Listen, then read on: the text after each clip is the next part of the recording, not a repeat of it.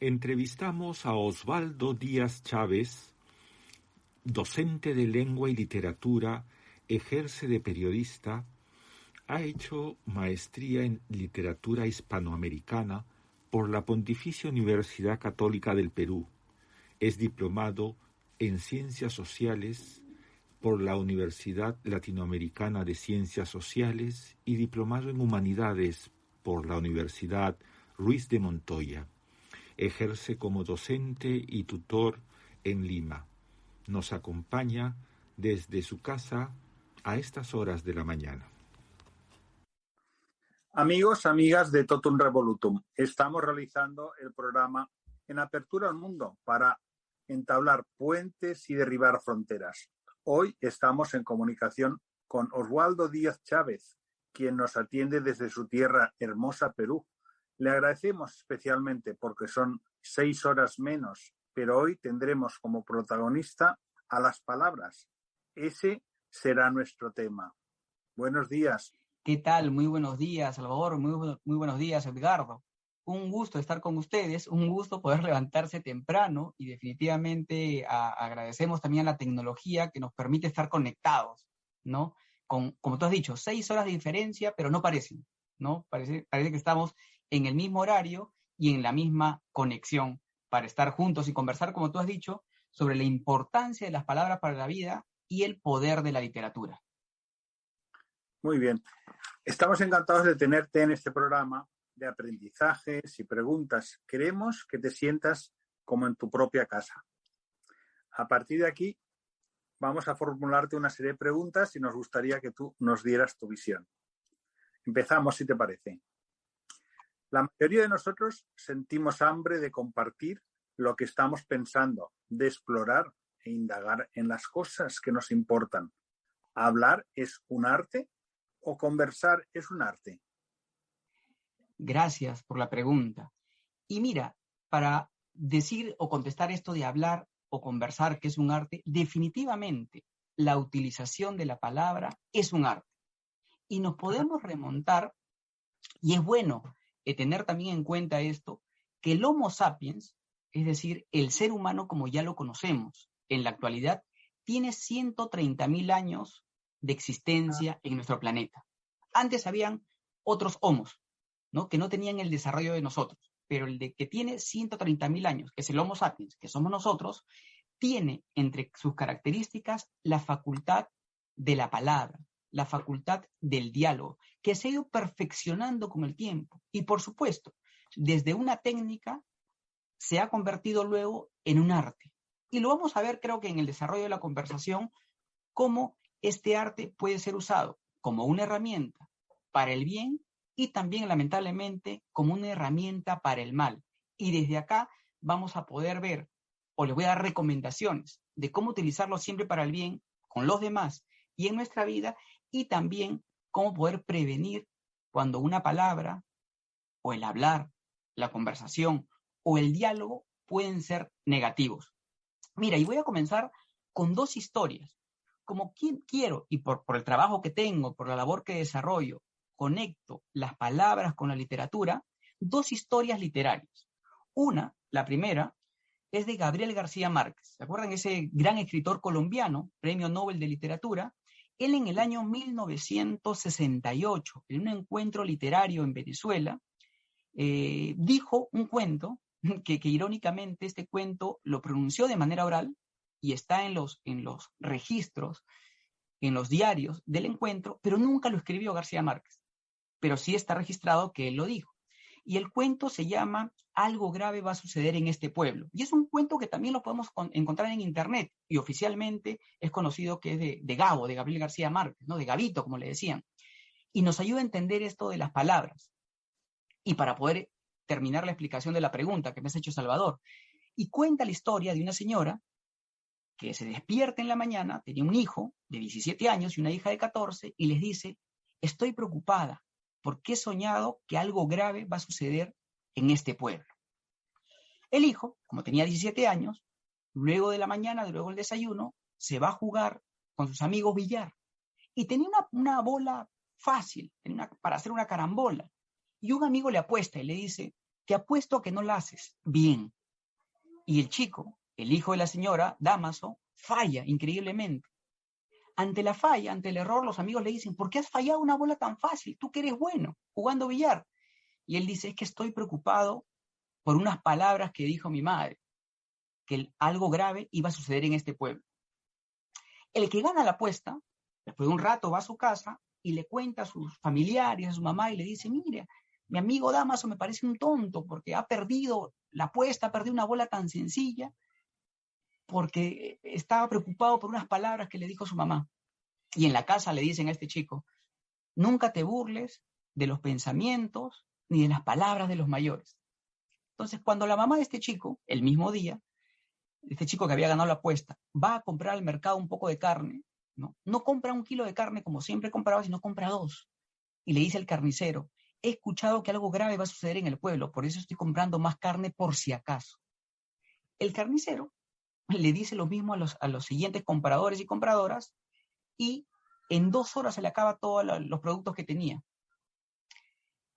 Y a mediodía, todo el pueblo ya conocía la historia, que algo grave iba a suceder en ese pueblo.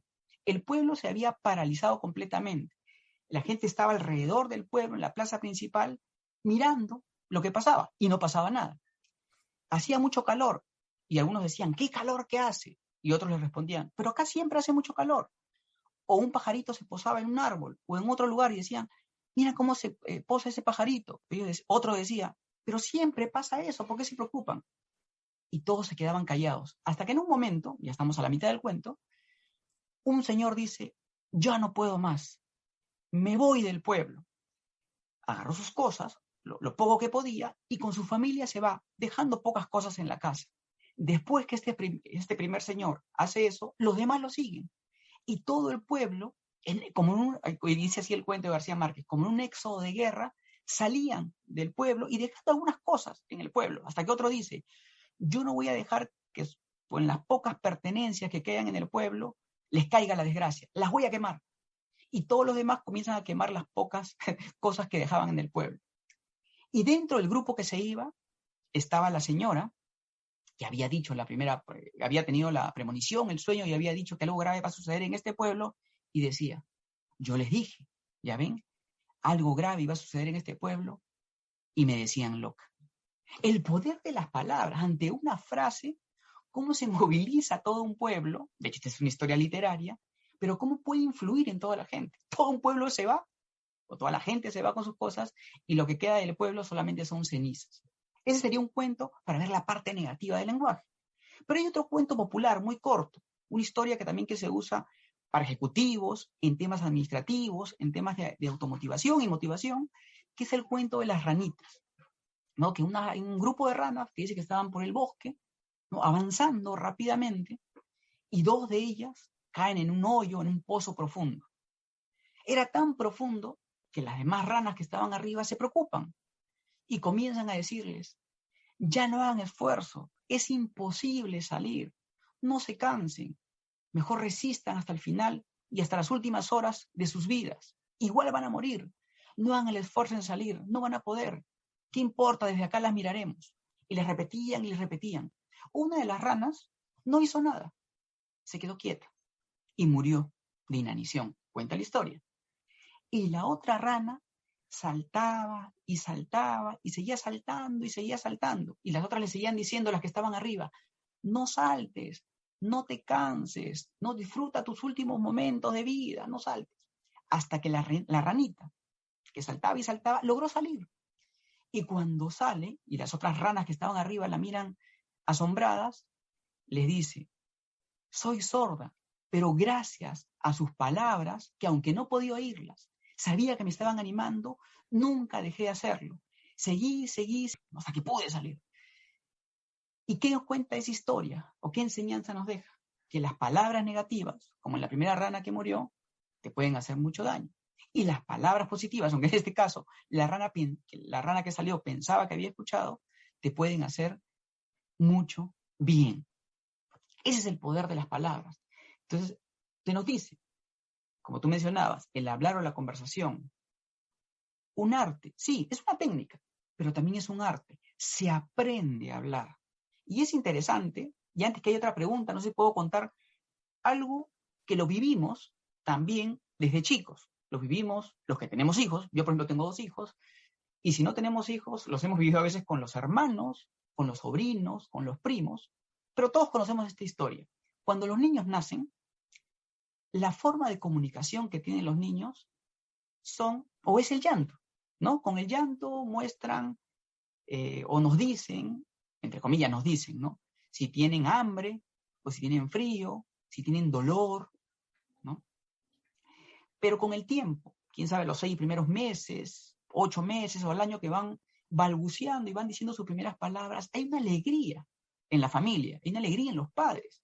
Y esta alegría, si bien es porque ya está diciendo palabras, la mayor alegría, es lo que se ha logrado descubrir después de tanto tiempo y estudios y análisis, es porque nos estamos empezando a entender, porque los padres o los mayores ya están entendiendo lo que quiere decir este bebé y el bebé también puede entenderlos. Ya no solamente puede llorar y a veces uno está pensando, ¿tiene hambre o tiene frío? No, ya podrá decir tengo hambre, tengo frío y también podrá decir te amo mamá, te amo papá, ¿no? Quiero un abrazo, quiero un beso.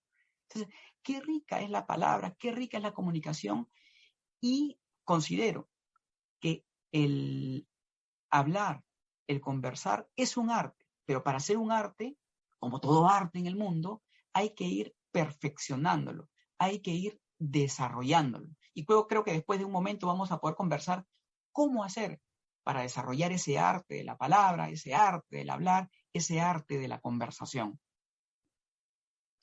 Pues muy ilustrativo los 2 ejemplos que nos has dado, que a través de ellos la gente puede comprender cómo se vive en el significado de las palabras. Ha sido muy ilustrativo. Sí, y mira, y no solamente la literatura, Salvador y Edgardo, he estado investigando, bueno, en estos años que me dedico también a la enseñanza, a los cursos de lengua, de literatura, cómo desde las cosmogonías, es decir, de los estudios, de las explicaciones del origen del universo y las explicaciones del origen del hombre, del ser humano, la palabra también tiene mucha importancia. Y no porque todos los seres humanos, todas las culturas, todas las religiones se hayan puesto de acuerdo, no. Es porque así realmente pensamos o así lo creemos. Mira, las 3 grandes religiones monoteístas que en el mundo son también gran porcentaje de seres humanos. La cristiana, utilizando el libro del Génesis. La judía, utilizando la Torá. Y el Islam, con el Corán, las 3, ¿no? Tienen una historia muy similar. Bueno, la conocemos en el Génesis, en la historia de la creación. Y en el Génesis, y está en el capítulo 1, justo en el versículo 3, después que Dios dice, ¿no? Al principio, Dios creó los cielos y la tierra. Y no dice cómo lo creó. Y luego de un momento se dice, o dice la Biblia, Dios dijo, haya la luz. La primera explicación de cómo crea Dios es a través de la palabra, no con las manos, no como crea el ser humano, ¿no? El ser humano, en la historia del Génesis bíblica se dice que lo creó con barro, o sea, con las manos. En cambio, en la creación del mundo es Dios dijo, ¿no? Y en la Torá y en el Corán está igual. Y luego, algunos libros védicos señalan que en el origen del mundo, del universo, hay una vibración sonora, o sea, un sonido articulado que se puede describir como palabras. Y miren, como ustedes han mencionado, ¿no? Yo estoy acá en Latinoamérica, yo soy peruano, y dentro de una de las 3 grandes culturas prehispánicas que habían en lo que ahora llamamos Latinoamérica, ¿no? Junto con la azteca y la inca, había una que se llamaba Maya Quiché, que también es la zona de Mesoamérica, de Centroamérica, ¿no? Estuvo en Guatemala y en México. Y esta gran cultura, tuvo un libro sagrado, se llama el Popol Vuh. Popol Vuh significa libro sagrado. Y después de muchos años de la llegada de los españoles, un cura español, dominico, se hizo amigo de muchos de estos maya quiché, y luego ellos le mostraron el libro que tenían, ¿ya? Este libro es una transcripción, parece, de un libro antiguo que tenían, y lo que también por estudios se ha logrado determinar es que este libro, el Popol Vuh, no tiene ideas o pensamientos cristianos u occidentales. Es decir, tiene un pensamiento previo a la llegada de los europeos. ¿Ya? Entonces, para no decir que tiene las mismas ideas judeocristianas. Y Claro, en este claro. libro, sí, mire, y es interesante porque en este libro de Popol Vuh se habla también, entre los 3 primeros capítulos, se habla de la creación del mundo, que son varios dioses, y dice así, ¿no? En la traducción castellana, dice, ¿no? Entonces surgió la palabra, ¿no? Los dioses se pusieron de acuerdo uniendo palabras y uniendo sus ideas. Entonces, miren, o sea, las palabras son importantes. Las palabras están enraizadas en lo más profundo de nosotros. No solamente como los ejemplos que he dado de la literatura hace un momento, estas historias de vida, sino también desde el origen del ser humano, desde el origen del universo, ya se considera la palabra como algo importante. Vaya. Tito, vamos a hablar ahora, hablar o conversar desde tu punto de vista, ¿cómo podemos convertir un hablar en una conversación? ¿O cómo podemos tener unas conversaciones interesantes, profundas con los demás? Bien. Miren, es importante para contestar bien esa pregunta, conocer la etimología del vocablo palabra, ¿no? La palabra viene del latín y esta del griego, y palabra significa comparación. Entonces la palabra no solamente nos sirve para comunicarnos, sino también para designar, para nombrar, ¿no? Y debe haber una comparación, una relación equivalente entre el objeto, ¿no? Que se ve y lo que yo pienso y luego lo pronuncio. Entonces, ¿cómo podemos tener una buena conversación? Primero, quitando las palabras negativas y utilizando palabras positivas. Los estudios de neurolingüística, de psicología, de lingüística y estudios médicos han analizado y dicen, señalan, afirman que las palabras son físicas. ¿En qué sentido? En el sentido de que las palabras nos duelen o nos hacen gozar y nos dan placer. Es decir, una palabra que uno escucha o que uno lee te puede hacer tener consecuencias en tu vida y que las puedes sentir en tu cuerpo. Y eso es importante y podemos dar ejemplos muy fáciles, y sencillos y fáciles de explicar, ¿no? Desde las palabras negativas, cuando decimos, por ejemplo, insultos, estereotipos, ¿no? O tú no lo puedes hacer, tú no la haces. Todo eso que es negativo influye. Y a veces las personas que escuchan estas palabras se dejan llevar y lo creen.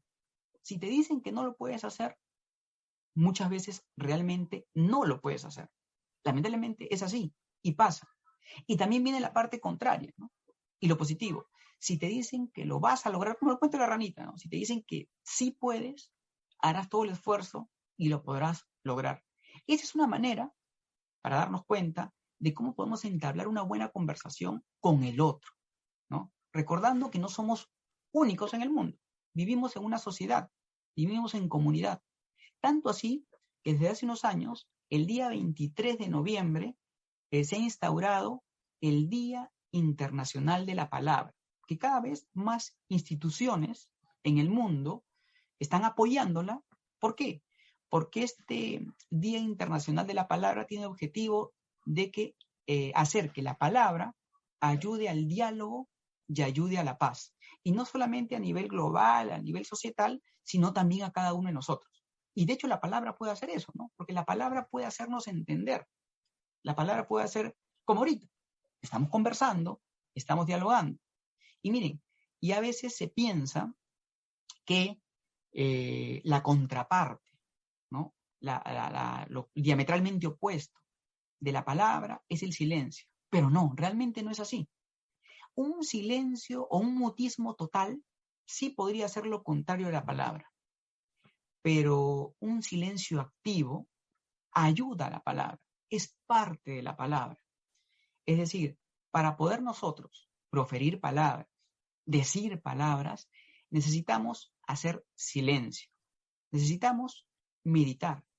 Y el tema de la meditación y de hacer silencio, de pensar antes de hablar, no es solamente, o viene de la filosofía oriental. Y algunos dicen, ay, ahora la filosofía occidental lo está recuperando o se está copiando.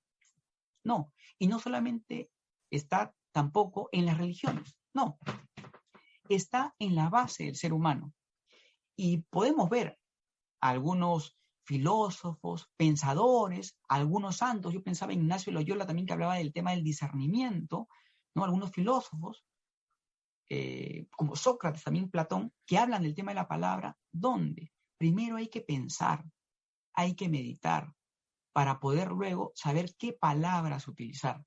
Y para finalizar esta parte, quiero dar un ejemplo también bien concreto del siglo pasado para cómo poder llevar una buena conversación. Nelson Mandela, ¿se acuerdan? Nelson Mandela, sudafricano, estuvo 27 años en la cárcel, 27, y 18 años en una cárcel de máxima seguridad extrema. Y él sabía que no solamente las autoridades en ese momento de Sudáfrica, sino sus carceleros lo odiaban. Pero él muchas veces necesitaba una frazada, algo para abrigarse, algo más de comida, o a veces, en un momento, pidió hasta un libro para poder leer, pero él sabía que lo odiaban. Entonces, en un momento, y él lo cuenta en sus memorias, en su autobiografía, comenzó a meditar en el día, o sea, tempranito cuando se levantaba, 15 minutos al día, en la mañana, meditaba, reflexionaba, qué palabras iba a utilizar con sus carceleros para que le hagan caso, para que lo puedan entender. Pues sabía que lo odiaban. Y él cuenta que pudo conseguir, entre comillas, favores de estas personas. Entonces, ¿qué hizo para poder hablar? Tuvo primero un poco de silencio, pero meditativo. No el silencio mutis, no el silencio inactivo, sino este silencio activo. El meditar, que es, o el discernir primero, ¿no? Que es saber escoger, ¿no? Él sabía escoger las palabras que iba a utilizar. Y es un proceso en la vida. Un niño de 5 años, de 4 años, seguramente no va a saber qué palabras utilizar para expresar toda la alegría que siente o todo el dolor que siente en un momento. Es un proceso, porque las palabras nos acompañan desde el momento que empezamos a hablar, que es antes del año, hasta el último día de nuestras vidas, ¿no? Las palabras están con nosotros siempre. Muy interesante. Tito, cuando sucede una conversación profunda, acabamos sintiéndonos más comprendidos y a la vez más conectados con quienes nos rodean. ¿En el mundo actual es difícil conectar? Sí, yo creo que la pregunta es muy interesante, porque en el mundo actual se dan muchos inconvenientes para que podamos dialogar, para que podamos conversar o para poder utilizar la palabra, ¿no? Tenemos dos fenómenos muy importantes y que en los últimos años se le ha dado un nombre, pero esto viene ya de mucho tiempo atrás, que son las fake news o noticias falsas y también la posverdad, que es la mentira social o la mentira emotiva. Estos dos fenómenos han ocurrido siempre. Recuerdo que hasta en el siglo XVI, los holandeses, ¿no? Dice que brindaban o publicaban noticias de que el rey español había muerto para, ¿no?, debilitar el poder real que tenía y poder atacar a las colonias que tenían en América. O sea, ya habían mentiras, ¿no? Y para un ejemplo nomás de un dato histórico y real, se le llamaba noticias falsas o fake news, no se le llamaba así. El nombre se le ha dado hace poco. Y la posverdad también, ¿no? Cuando es estas mentiras que se hacen creer a la sociedad, pero que son emotivas, ¿no? Entonces la gente dice, oh, qué pena, o también se dice, oh, qué miedo, ¿no? Como el Brexit en Inglaterra, que se dijo que iba a ser muy malo si el Reino Unido sigue unido a la Unión Europea, ¿no? Y se toma ese caso porque ahí, a partir de ahí se le da el nombre, ¿no?, a la posverdad. Entonces, estos dos elementos nos impiden que la comunicación en el mundo sea tan fácil o sea lo que debería ser. Y ahorita voy a ir para el lado positivo también.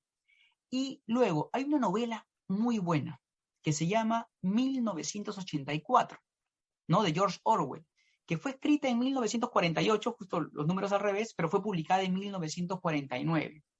Y esta novela es genial porque muchas de las cosas que se dijo, miren, en 1949, hace más de 70 años, ¿no? Lo estamos viviendo actualmente. Y ahí se habla de una neolengua, ¿no? ¿Y qué era la neolengua? Era crear una lengua especial con menos palabras para que la gente no pueda comunicarse de manera perfecta, ¿no? No pueda comunicar realmente lo que sentía, lo que tenía. ¿Por qué? Para que los que tenían el control tuvieran más control sobre la gente, ¿no? Y hasta cambiaban frases, ¿no? Por ejemplo, decían que... Dinos, Salvador. Y para manipularnos entonces, premeditadamente. Exacto. Utilizaban la palabra para manipularnos, como lo hacen ahora, ¿no? Las fake news y la posverdad. Y, por ejemplo, se decía, ¿no? La guerra es la paz. Totalmente contrario, ¿no? Y terminaba esa frase diciendo que la ignorancia es la sabiduría. O sea, totalmente contrario. Si una persona, ¿no? Según esta historia, esta novela de Orwell, una persona la escucha desde chico, obviamente lo cree. Y si tú lo has escuchado, la verdad, te vas a creer esta idea. Esto es la parte negativa. Y lamentablemente ahora lo utilizan no solamente los gobiernos y los partidos políticos, y en todo el mundo, ¿no? También las grandes empresas, en la publicidad, ¿no? Y los gobiernos en la propaganda, y los medios de comunicación. Mentiras para qué? Para tener réditos económicos, sobre todo, ¿no? O algunos para tener réditos políticos y llegar al poder. Esa es la parte negativa o lo que está impidiendo en la actualidad, en el mundo, que podamos conversar, que podamos dialogar, que la palabra sea realmente el centro. Pero eso sería lo negativo. Pero también podemos hablar de lo positivo y cómo algunos medios nos están ayudando a que la comunicación, a que la palabra siga en boga y nos siga sirviendo para unirnos. Ya mencioné, por ejemplo, este Día Internacional de la Palabra, pero la misma tecnología. Miren, si no hubiera los canales, ¿no? Y ustedes unas computadoras ahí, una computadora, unos micrófonos, unos cables de internet, no podríamos comunicarnos. Entonces, hay gente, así como algunos quieren que no haya una buena comunicación, porque ellos se quieren aprovechar, hay gente que sí quiere que haya una buena comunicación, porque creen en el orden, creen en la verdad, ¿no? Creen en lo bueno. Y las palabras sirven para lo bueno. Y unas palabras que nos pueden ayudar a tener una buena comunicación, y en todos los idiomas, son las palabras sencillas, desde de buenos días, buenas tardes, buenas noches, gracias, perdón, me equivoqué, por favor. Y a veces hay hasta letreros en algunos lugares, diga estas palabras para ser bien recibido, ¿no? Esas palabras nos pueden ayudar. Y también es importante recordar que la principal herramienta de la educación es la palabra. Porque antes que la tecnología, antes que la silla, antes que las paredes y el techo del colegio, es la palabra. Yo no digo que lo demás no sea importante, la tecnología es sumamente importante. Ahora, por ejemplo, que hemos tenido una pandemia, o que seguimos todavía viendo una pandemia, nos hemos dado cuenta la importancia de tener caños limpios, baños adecuados, ¿no? Una infraestructura adecuada. Pero la palabra es importantísima. ¿Cómo recibe un profesor, un docente a sus alumnos, a sus estudiantes, ¿no?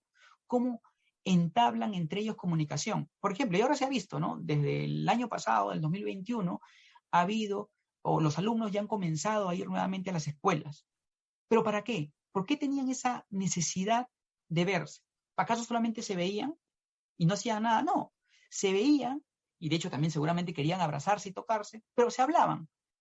Y yo he sido testigo como profesor de estudiantes viéndose después de tiempo y no podían dejar de hablar, ¿no? No se podía hacer clase, pero todo el mundo quería hablar. Parecía una Babel, ¿no? Todos hablando a la vez porque necesitaban hablarse. Y eso que ya habían hablado a través de la tecnología, ¿no? O sea, por el Zoom, por Teams, por otros medios, o por el mismo celular, por el mismo teléfono. Pero la palabra sirve todavía para comunicarnos. Y también la palabra sirve para conocer culturas y para enriquecernos. Yo siempre, hay una clase que tenemos sobre las diferentes formas de comunicarnos en el mismo idioma. Nosotros estamos hablando ahora el idioma castellano-español, ¿no? Y es A veces los estudiantes se ríen porque, por ejemplo, al popcorn, como se dice en inglés, ¿no? En el Perú le decimos canchita. En México le dicen palomita de maíz. En Colombia le dicen crispeta.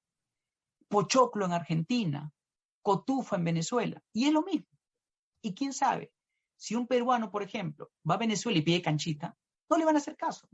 Y no es que, no le van a decir, ¿de qué estás hablando? Y no es que la comunicación impida, o perdón, las palabras impidan la comunicación, sino al contrario, hay que verlo del lado positivo, enriquecen. Si yo voy, por ejemplo, a Venezuela o a Colombia, ya aprenderé una nueva palabra. Igualmente cuando hablamos otros idiomas, ¿no? Que sería ya lo contrario a Babel, ¿no? Muy interesante lo que nos estás aportando, Tito, a través de las palabras, cuánta información podemos trasladar, cuántos sentimientos, cuántas cosas nos pueden aportar y que lo tenemos ahí y lo estamos viendo y parece que no nos damos cuenta de ello. Como el tiempo en todo siempre nos va apurando, vamos a ver qué podemos hacer. Por ejemplo, como amante de las palabras, te encanta la poesía. A mí, por ejemplo, García Lorca me encanta en temas de sus libros y todo temas que tienen, vamos, la generación del 27 y todos estos autores. En fin, ¿qué nos podrías decir un poco así como remate de esta tertulia pequeña que hemos tenido hoy como inicio? Y mira, y qué hermoso que hayas hablado de la generación del 27 de García Lorca, porque yo tengo, y estoy leyendo a Blas de Otero, que es un escritor español, justamente de esta época, y que no es muy conocido en Latinoamérica, no es muy conocido. Yo he logrado conseguir su obra completa, ¿no? Pero el libro ha venido desde España, y tengo un poema que me encanta, y justamente acá lo tengo sobre el tema de la palabra, y no es el único. Hay un cuento de Borges que se llama La escritura del Dios, y él en un momento menciona, ¿no? Un Dios dice, solo debe decir una palabra, y esa palabra es la plenitud, ¿no? Y luego, el gran César Vallejo, escritor peruano y universal a la vez, menciona, ¿no? Preocupado, ¿y si después de tantas palabras ni sobrevive la palabra? Y queda la pregunta, ¿qué hacemos? ¿No? Y ahora sí voy con el poema de Blas de Otero, se llama En el principio. Es un poema corto, ¿no? De 12 versos, que justamente habla sobre este tema. Y fue el poema que me hizo enamorarme de la literatura de Blas de Otero. Y dice así, ¿no? Si he perdido la vida, el tiempo, todo lo que tiré, como un anillo al agua, si he perdido la voz en la maleza, me queda la palabra. Si he sufrido la sed, el hambre, todo lo que era mío, y resultó ser nada, si he cegado las sombras en silencio, me queda la palabra. Si abrí los labios para ver el rostro puro y terrible de mi patria, si abrí los labios hasta desgarrármelos, me queda la palabra. Qué genial poema, ¿no? Y qué importancia le da a las palabras. Y ya casi para mi explicación, ¿no? Te lo dice directamente. Cuánto bien puede hacer las palabras. Y quiero concluir también con Alberto Manguel, que es un escritor, un amante de las palabras, que él señala, ¿no? Que la literatura, y la literatura la conocemos a través de las palabras, ¿no? Que la literatura no cambia al mundo, dice, pero cambia al ser humano que puede cambiar el mundo, ¿no? Es un principio. Y luego, la literatura no puede, quién sabe, preservarnos del dolor o el sufrimiento, pero sí puede enseñarnos cómo es el dolor y el sufrimiento para enfrentarnos a él o para estar alertas. Nos enseña cómo es el mundo o cómo es un mundo para conocer nuestro mundo. Y a través de unos personajes nos podemos conocer nosotros mismos. Muchas gracias por todas las aportaciones, Tito, que nos han emborrachado con el buen sentido de la palabra, de una información y de unos datos que, como hemos dicho, la palabra puede transmitir y tantas cosas, tantas emociones, tanta información, que la información es importante en estos días. Y siempre, por supuesto. Hubiéramos querido continuar, claro, por supuesto, pero ten por seguro que continuaremos, Tito, estás invitado a este espacio, pero antes de despedirnos nos gustaría que les dirigieras unas palabras a nuestros oyentes, unas palabras para animarlos a conversar, a comunicarse, a lo que sientas en este momento. ¿Qué les dirías? Gracias, El Salvador Edgardo.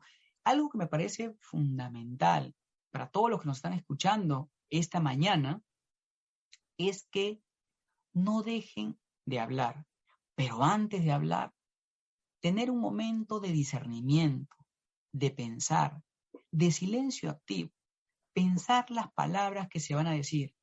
Y algo que es muy importante y nos puede hacer muy bien a nuestra vida es pensar en alguien que amamos. ¿Qué le diríamos a esa persona que amamos? ¿Qué le diríamos si lo tenemos enfrente? De esa manera siempre hablar. No hablar con palabras negativas, porque las palabras tienen vida, las palabras tienen poder, las palabras son físicas. Hablar con palabras positivas.